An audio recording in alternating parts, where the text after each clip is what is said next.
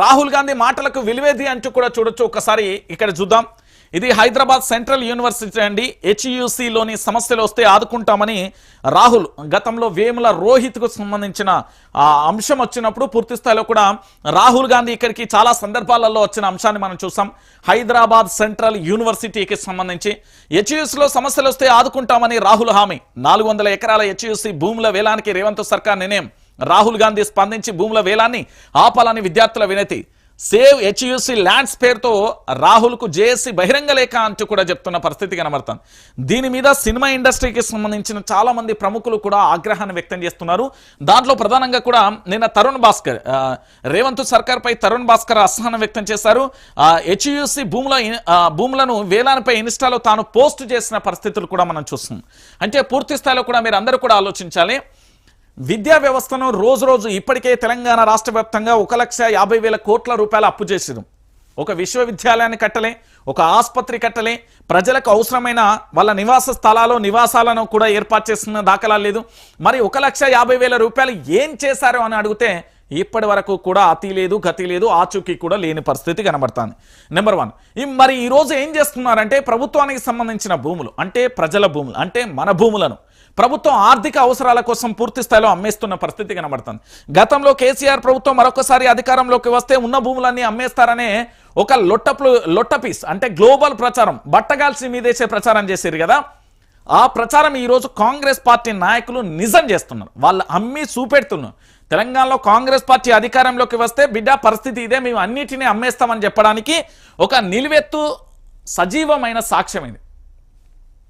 విద్యాలయాలను అభివృద్ధి చేయాల్సిన రాష్ట్ర ప్రభుత్వమే విద్యాలయాల భూముల మీద కన్నేసిన పరిస్థితి కనబడుతుంది.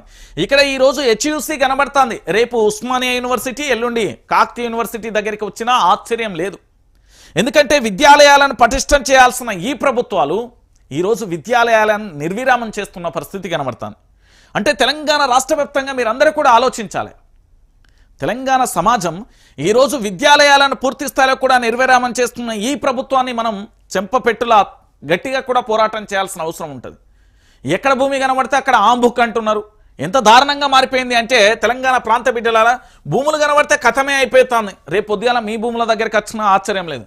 ఇక గ్రోక్ ఘాట్ బీజేపీకి తలపోటు. దేశంలో వేడివేడిగా ఏఐ రాజకీయ ప్రకంపనలు. అధికార పార్టీని ఇరుకన పెడుతున్న చాట్ బాట్. ప్రధాని మోదీపై ఎక్స్లో ఘాటుగా వ్యాఖ్యలు. బీజేపీకి సంబంధించిన ప్రశ్నలపైన ఇదే తీరు. ప్రతిపక్షాలు అస్త్రంగా మారిన సమాధానాలు. బీజేపీ డిజిటల్ దూకుడుకు చాట్ బాట్ బ్రేక్లు అంటూ కూడా చూడొచ్చు. ఇక దేశ రాజకీయాలలో గ్రోక్ ప్రకంపనలు కొనసాగుతున్నాయి. ఎక్స్లో చెందిన ఈ చాట్ బాట్ అధికార పార్టీని ఇబ్బంది పెడుతుంది. విపక్ష పార్టీలకు రాజకీయ అస్త్రంగా మారుతున్నాయి. 11 ఏళ్లుగా కేంద్రంలో అధికారంలో ఉండి చక్రం తిప్పుతున్న ప్రధాని మోదీకి ఇతర అధికార కీలక నాయకులు కూడా కొత్త తలనొప్పులు తెచ్చిపెడుతున్నారు అంటూ కూడా చెప్పిన పరిస్థితి కనబడుతుంది. భారతీయ జనతా పార్టీకి సంబంధించి తెలంగాణలో పోరాటం చేయదు. పోనీ జాతీయ స్థాయి నుండి తెలంగాణ రాష్ట్రానికి నిధులు తేదు. పోనీ జాతీయ స్థాయిలో తెలంగాణ రాష్ట్రాన్ని ఆదుకునేందుకు ప్రాజెక్టులు తేదు. ఓ అమ్మా ఉన్నవా అంటే ఓ అయ్యా ఉన్నా అంటది భారతీయ జనతా పార్టీ. మనసారి ఇప్పటికీ ఎన్ని సందర్భాలలో ప్రధాని నరేంద్ర మోడీ గారు మూడో పర్యాయం అయింది కదా. మరి ఈ దేశ అభివృద్ధి ఏంది, ఈ దేశం పూర్తి స్థాయిలో రాష్ట్రానికి సంబంధించి ఎట్లా అభివృద్ధి జరిగినాయి అనేది కూడా మీరు అందరూ కూడా ఆలోచించాల్సిన విషయం. సో పూర్తిగా కూడా యావత్తు తెలంగాణ సమాజం కూడా మీరు అందరూ కూడా ఆలోచించాల్సిన పరిస్థితి కనబడుతుంది. ఎందుకు నేను ఈ విషయాన్ని చెప్తున్నానంటే తెలంగాణ ప్రాంత బిడ్డలందరూ కూడా ఆలోచించాల్సిన విషయం. ఇక దానితో పాటుగా ఇంకొక అంశాన్ని కూడా మనం చూద్దాం.